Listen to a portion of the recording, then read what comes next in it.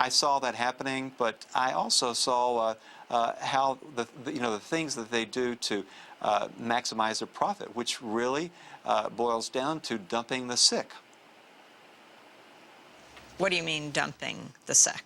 Two different ways that they do this. In the individual insurance market, we've seen quite a bit of news coverage, especially in California, when insurance companies who are active in the individual market, and this means when you don't get your insurance coverage through your workplace, about the only option you have is to buy it directly from an insurance company, and usually it's much more costly than it is if you buy it or get it through your employer.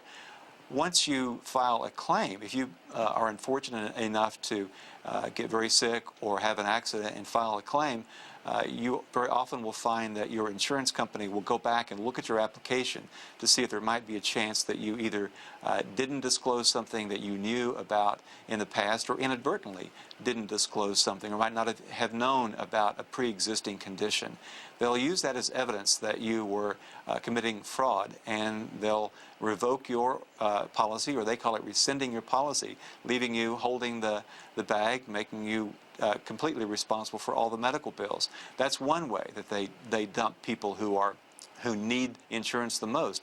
Another is if you are employed particularly with a small business, and your employer gets his or her insurance through one of the large insurers, and if just one person in your company files a claim that the underwriters think is too high, if it skews what they think is the appropriate medical experience or claim experience, when that business comes up for renewal, they very likely will jack up the rates so much that your employer has no alternative but to leave and leave you and all of your co-workers without insurance.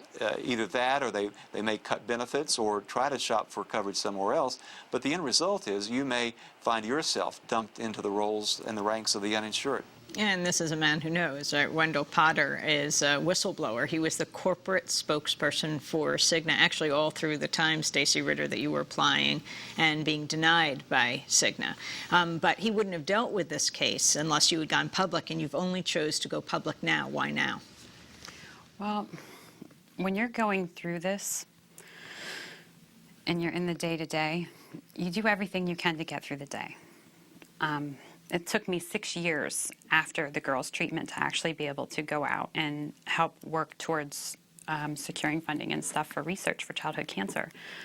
It takes a while for a family who is being affected by medical problems to have the opportunity to leave their family for a little while to go try to help fix the situation. And that's another thing that makes this so sad, is that they have people at such a huge disadvantage, because when you're going through this and you've got cancer, or your child has cancer, and you just want to make sure that your family is still here tomorrow. So you let these people walk on you for the time being because they're not your priority. It's not till the aftermath of everything. It was a year after the girls were out of transplant that we filed for bankruptcy. And nobody has time to deal with that when they're sick. You filed for bankruptcy when actually you were getting Aetna insurance, right? And they were approving the coverage. Correct. Yep. We actually started out with pretty decent coverage from Aetna initially, when Aetna used to be Aetna U.S. Healthcare. And then Aetna and U.S. Healthcare somehow split and became just Aetna Corporation, and it all went downhill from there as far as Aetna is concerned. But when you're talking premiums, things that aren't covered, caps on your coverage, deductibles, you've got co-pays, you've got different things, different prices that you pay for different medicines and the different formularies, and they nickel and dime you to death, and it all adds up. And when your husband, my husband had to stop working because I was pregnant at the time, and we had a 1-year-old, and between going back and forth from the hospital and somebody watching our son, we really didn't have another, option than for him to stop working. So we had no real income coming in, and we were paying COBRA payments in order to maintain our insurance for my husband, myself, and my son, which was, $715 a month for 7 months on top of it. All the other bills on top of, a lack of income. You go bankrupt. In fact, you're not alone. The studies show, I think in 2007, the majority of people who went bankrupt because of medical expenses, and the vast majority of them, like 80%, had insurance. Yes. Juan?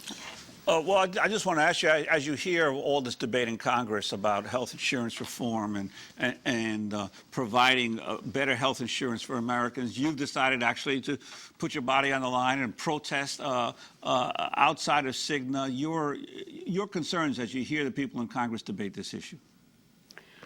Well, my concerns is they're going to go ahead and be bought out by the big drug companies. The Democrats now are selling out. They are choosing their own greed and self-need over the needs of the American people. One of the reasons why this is so important to me is my children, who are cancer survivors now, are going to be deemed, they're marked with a pre-existing condition. And if things continue the way that they are, God forbid my husband would lose his job. They've already taken pay cuts and stuff in order to not have to let people go. But what would happen? Nobody would want to pick me and my children up on an insurance plan. And as soon as my kids grow up and they graduate college, they're going to have to go out and try to get insurance that way, and nobody's going to cover them. Not as things are right now. And I know how slow things work, so we've got to change this, and we've got to change this now in order for children who are 11 years old to be able to access the health care and the need, to take care of their health needs as adults. Stacy Ritter, I want to thank you very much for being with us, and best to Madeline and Hannah, your identical twin daughters.